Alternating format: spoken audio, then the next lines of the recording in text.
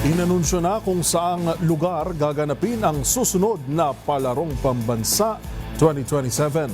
Ang formal na turnover isasagawa sa mismong closing ceremony sa Agusan del Sur, ang kasalukuyang host ng taunang grassroots sporting event. Ang mga dapat nating abangan sa report ni Matchpoint, Millie Borja.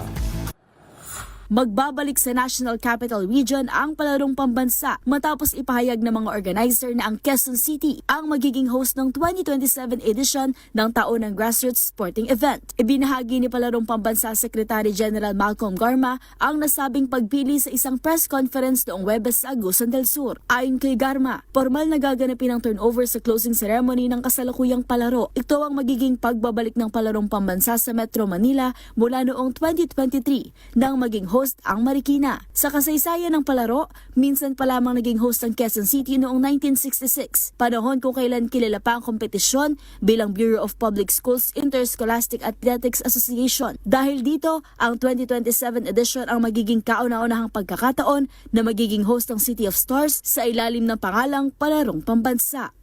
At yun ang mga latest updates sa mundo ng sports. Para sa MBC TV Network News, ito si Millie Borja ng DZRH TV, una sa Pilipinas, una sa Pilipino.